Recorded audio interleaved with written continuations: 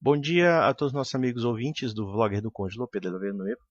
Acabo de ler uma matéria do Yahoo Notícias em que o título é Para Malafaia, postura de Bolsonaro quanto a Israel garante apoio dos evangélicos.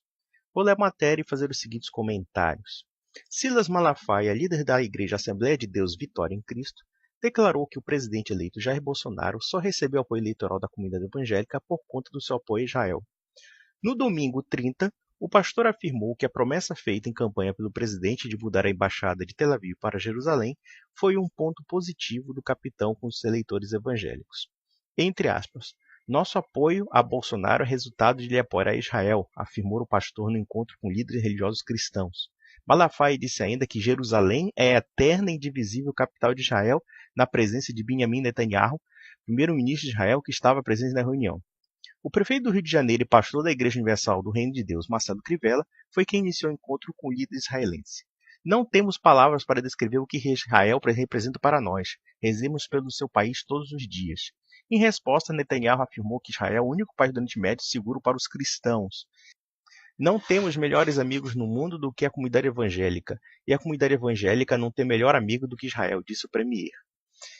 E tem uma outra matéria aqui que saiu num site chamado Portal do Trono, deve ser um site evangélico, cujo título é Malafaia diz que se Bolsonaro não mudar a embaixada de Israel, vai ficar muito ruim para ele. Aí ele fala aqui, eu avalio que ele vai perder crédito pra caramba, muito. Ninguém pediu para ele fazer nada, ninguém pôs faca na garganta. Então agora é melhor ele cumprir, ou então vai ficar chato. Vai ficar muito ruim para ele com a comunidade evangélica. Ele vai perder muita coisa. São mais de 130 deputados evangélicos nessa nova legislatura. Ele tem que saber o que ele quer, disse o pastor Silas Malafaia. Vejam uma coisa muito curiosa. No último discurso também do senhor Magno Malta, que se não me engano é pastor, o senador Magno Malta, ele, dentre outras diatribes a respeito da trajetória dele com o presidente Jair Bolsonaro, ele dá o seguinte conselho ao atual presidente, que Jair Bolsonaro deve amar, acima de tudo, Israel. Eu fico pensando como é que um grupo dentro do nosso país faz lobby político para um país estrangeiro, porque é isso que nós estamos vendo. Ou seja, em nenhum momento se está falando dos interesses do Brasil, mas sim colocando os interesses de Israel acima dos interesses da diplomacia brasileira. Eu fico perguntando se isso é realmente muita devoção religiosa fanática ou então não está envolvido alguma coisa obscura que a gente não tem a menor ideia do que seja. Porque vejamos, Jerusalém não é a capital indivisível do povo judeu. Lá também tem cristãos, lá também tem muçulmanos. Quando esses sujeitos falam que os judeus têm direito exclusivo à capital Jerusalém, eles também estão dizendo que os judeus também têm o direito de excluir os cristãos que estão em Jerusalém, os muçulmanos que estão em Jerusalém, os moradores que não são judeus. Observem a temática irresponsável do Sr. Malafaia, como também a temática delirante do Sr. Magno Malta, que está dizendo que nós temos que amar um país estrangeiro, sabe-se lá por quê. Se ele aplicar algum conceito bíblico quanto a isso, é preciso lembrar ao Sr. Magno Malta que a Israel moderna nada tem a ver com a Israel do Antigo Testamento, nada tem a ver com a Israel bíblica. Muito pelo contrário, Israel é um país secularizado, é um país laico e é um país onde a maioria dos seus habitantes judeus só segue a fé judaica por uma questão eminentemente de uma tradição nacionalista e não religiosa. O número de ateus em Israel é muito maior e segue todas as tendências dos países mais ricos. Vamos mais além. O judaísmo moderno é a rejeição da fé cristã. E todas as agendas políticas progressistas que os evangélicos combateram no Brasil vingam em Israel. Aborto, casamento gay, ideologia de gênero. Inclusive, o Benjamin Bibi Netanyahu, em um vídeo, não somente fez grandes elogios à comunidade LGBT em Israel, como ainda disse que em Israel é o único país onde há parada gay no Oriente Médio. Veja a contradição esquizofrênica desses evangélicos e a influência perniciosa no governo Bolsonaro, uma vez que eles estão querendo que nós defendamos uma bandeira que não tem nada a ver com o Brasil. Qual é o ganho, até o dado momento, de transferir a embaixada de Tel Aviv para Jerusalém? Até o dado momento, nenhum neoconservador, nenhum protestante, nada, ninguém me respondeu a seguinte pergunta, a seguinte questionamento. E vou mais além. Nós estamos sendo direcionados a uma geopolítica que não é nossa, e eu já falei várias vezes em outros vídeos. Então percebemos que a influência evangélica no governo Bolsonaro é prejudicial aos interesses do país. E eu acho interessante que esse debate acabou abrindo certos aspectos da forma como os neoconservadores veem não somente Israel como o Oriente Médio. Ou seja, se inventou toda uma mistificação a respeito do Estado de Israel, e nós observamos hoje que, ao contrário do que os neoconservadores dizem, ao contrário do que inclusive esses protestantes adoram lardear, muitos países muçulmanos talvez sejam mais tolerantes aos cristãos do que propriamente o Estado de Israel. Vejam, por exemplo, a Síria, do regime de Bashar el-Assad. Muita gente acreditava até então que a Síria fosse um Estado Islâmico totalitário e etc. E hoje nós sabemos que o regime da Síria é um regime laico e que há liberdade religiosa aos cristãos. Talvez haja mais liberdade e participação política de cristãos na Síria do que propriamente Israel, onde a grande maioria da população judaica vê com hostilidade a população cristã. E onde, inclusive, há inúmeros conflitos entre o Patriarcado Latino de Jerusalém e o governo de Israel, já que existe uma intenção tácita do governo judeu de querer expulsar ou então tomar os territórios da igreja e também dos cristãos, tanto israelenses como palestinos. Nós podemos, inclusive, ver o caso do Iraque, na época de Saddam Hussein, que hoje, naturalmente, está um caos por conta da invasão norte-americana do Iraque. Saddam Hussein era um criminoso, era um assassino, era um psicopata. Contudo, a comunidade cristã no Iraque vivia em paz. Não era molestada pela maioria xiita e nem pela minoria sunita. E hoje nós percebemos que por conta da derrubada de Saddam Hussein, o país tem o risco de cair na mão de grupos islâmicos radicais, como o ISIS e como as Nusra, que, paradoxalmente, tiveram apoio dos Estados Unidos. Ou então, no caso que os Estados Unidos adoram alardear o terrorismo islâmico, mas são aliados do país mais radical em matéria de islamismo, que é a Arábia Saudita. Então, esse debate que os neocons, de certa forma, falsearam, ou então se omitiram por ignorância, porque quando se discute hoje em dia o Oriente Médio, nós percebemos a completa indigência de argumentação dessas pessoas, uma vez que, na verdade, eles reduzem esse maniqueísmo islâmico, malvado, radical, versus mundo livre, lindo, democrático, judaico-cristão. Eu acho que o debate foi muito interessante, justamente mostrando e revelando as fragilidades argumentativas da direita brasileira no que diz respeito ao Oriente Médio e o seu completo desconhecimento sobre a geopolítica do Oriente Médio. Ou seja, nós estamos comprometendo as nossas relações por conta de ideologias espúrias e conceitos teológicos bastante duvidosos. Se é que realmente são esses conceitos teológicos que estão contando dentro dessas lideranças evangélicas. Eu tenho lá minhas dúvidas, porque esse pessoal gosta muito de dinheiro. Aliás, evangélico e judeu, puta que pariu. Ou poupa gostar de dinheiro, diga-se passagem. E já voltando a essa questão da redescoberta do mundo árabe, que muitas vezes a direita acabou achincalhando, mas na prática desconhecia, nós percebemos que existem muitos países árabes que são muito mais abertos aos cristãos, porque há inúmeras comunidades cristãs árabes, do que propriamente o Estado de Israel.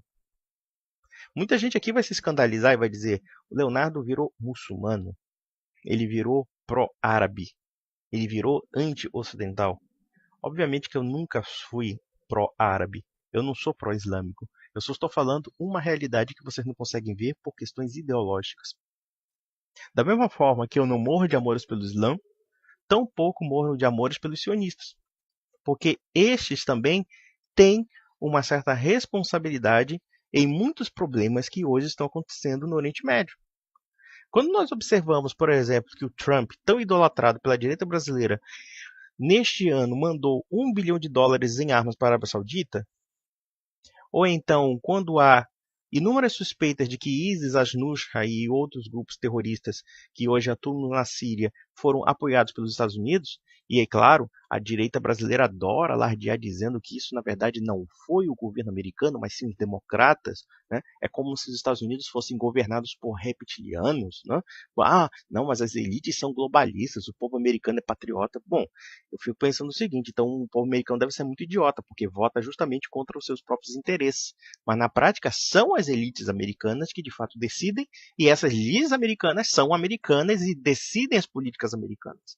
E não me venham com essa história de que só democrata financia terrorismo. O que vocês ignoram é que antes das políticas de governo existem políticas de Estado. Essas políticas de Estado têm continuidade nos próprios Estados. Existem burocracias permanentes nos Estados. Existem lobbies políticos permanentes nos Estados. Existem interesses políticos permanentes nos Estados que muitas vezes suplantam a mudança das administrações. Ou será que só democrata financiou terrorista?